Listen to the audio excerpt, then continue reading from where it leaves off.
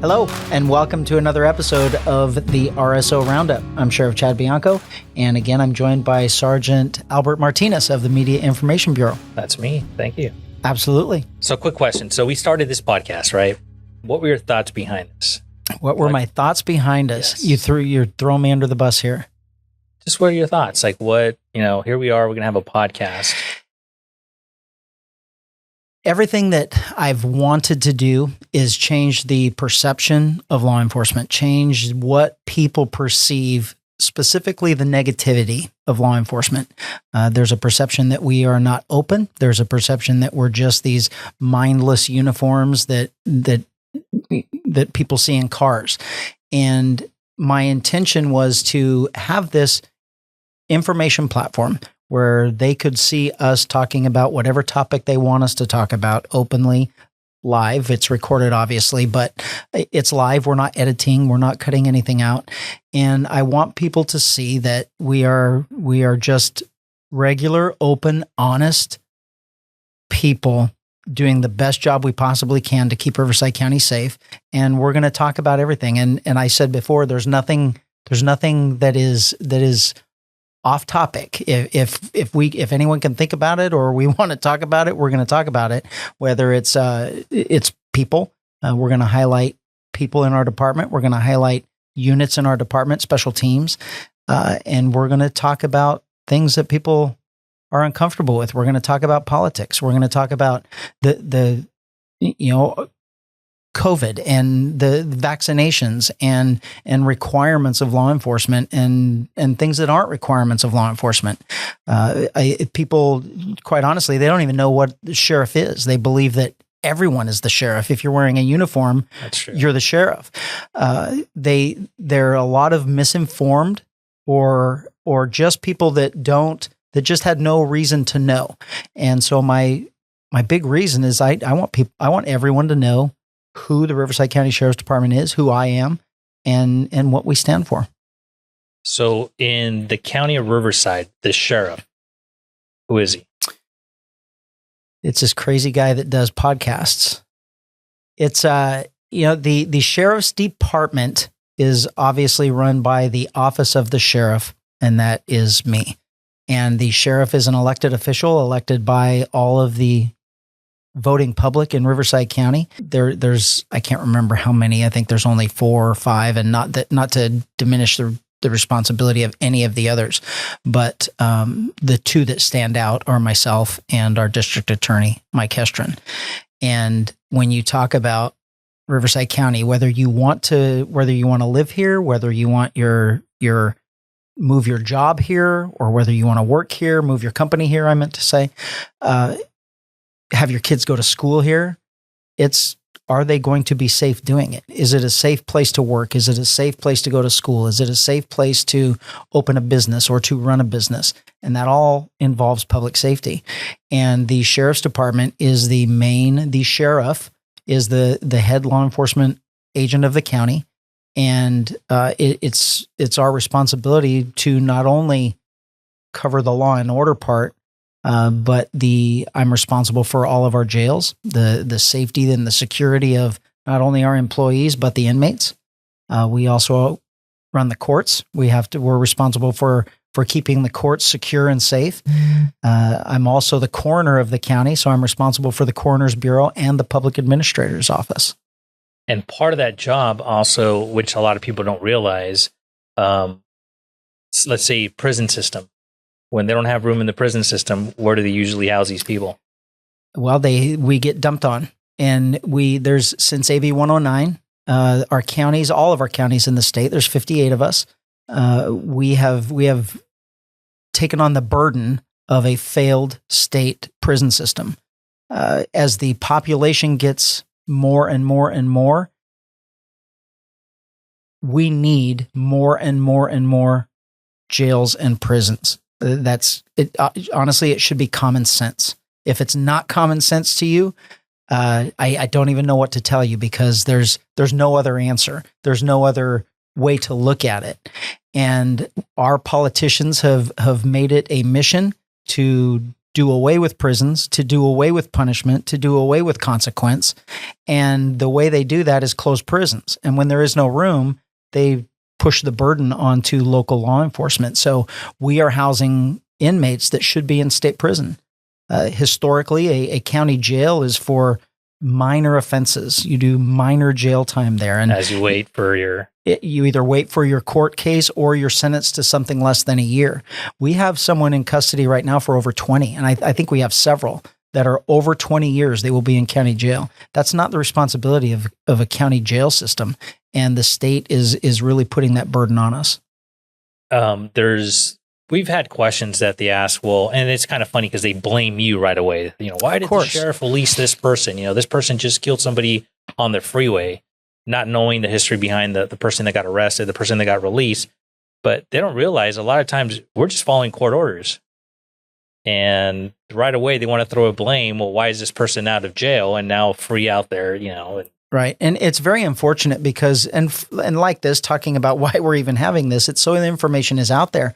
Since 1993, Riverside County has been under a federal court order for our bed space. We can only have so many inmates in custody, and we are forced to release. If we don't have beds, we have to release them. Now that's not meaning that we don't have criminals. That's not meaning that arrests stop. But we have to house. Unfortunately, I despise this term, the best of the worst. We have to release them. We've got to choose someone to release, and unfortunately, there are some times where bad people get released when they shouldn't be.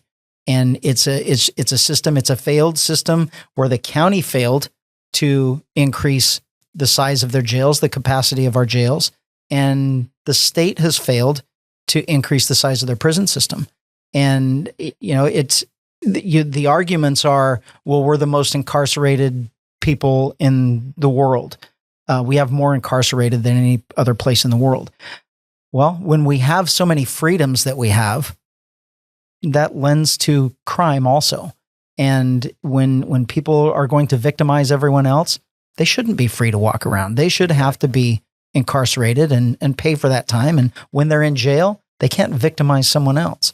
And to say that, they learned their lesson. Well, I'm here to tell you all that you never go to jail the first time. Ever. You're not going to jail for the first time. You're not even going to jail for the second time. It takes a lot of probation after probation after probation after probation before you finally do a jail sentence. So then you have a community member, a citizen of Riverside County that, okay, well, Sheriff, you're telling me that we need a jail.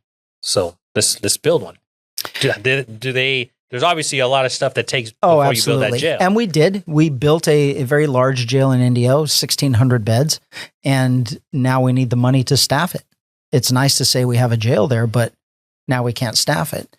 We have one floor opened out of 4 floors, so we're a quarter occupancy, and it's not because we don't have inmates. We're still letting inmates go every single day out of necessity because of that federal court order, and it's because we have no place to put them.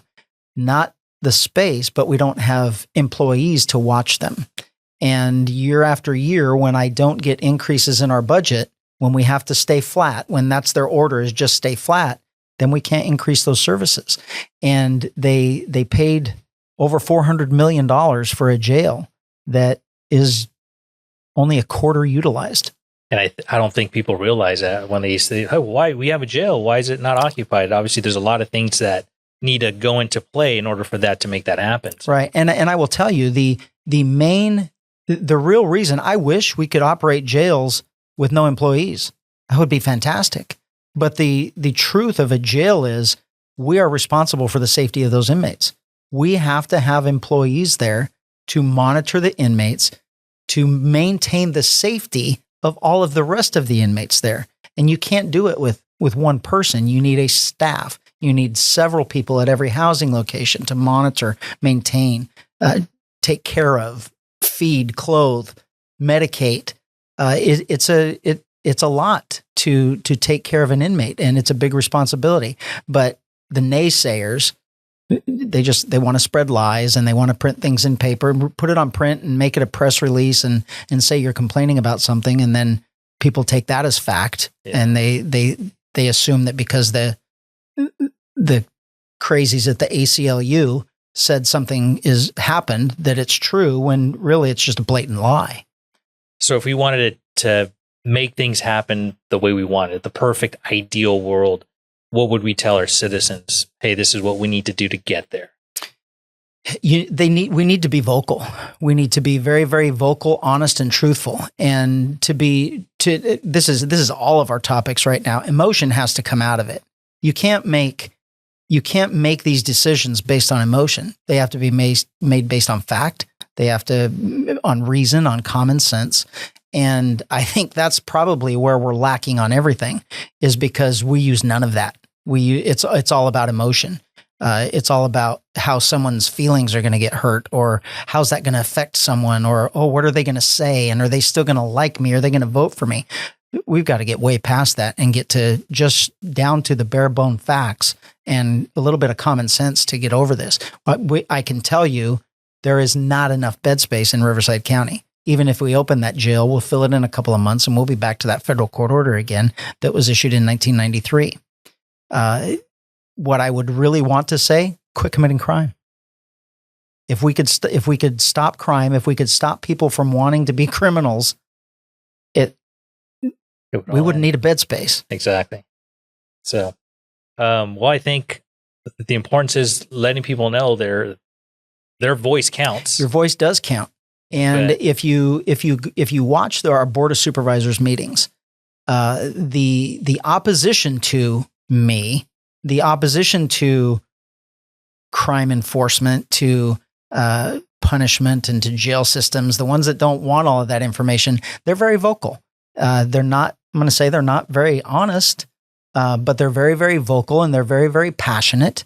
And they show up every week, whether it's by phone or whether it's in person, to the Board of Supervisors meetings, and they just repeat over and over and over again what their opinion is. And I think that until the other 95% of the population out there, the residents of Riverside County, until they start doing the same thing, I don't think the board's going to listen to them. And I don't think our state representatives are going to listen to them either. We're going to have to stand up, and we're going to have to say enough is enough. And we're tired of being victimized. We want businesses here. We're tired of our businesses being harmed. We're tired of our kids being harmed. We're tired of our things being stolen. And when we catch someone doing it and they're convicted of it, we want them to suffer a consequence. Yes. And like they say, the squeaky wheel gets the grease. Absolutely does. And that's what we need from yes, we do. Everybody that wants Riverside County to change and for the better. Absolutely. We can contact our state representatives, our federal representatives, our county board of supervisors, your city councils. Your city councils can always contact the board of supervisors.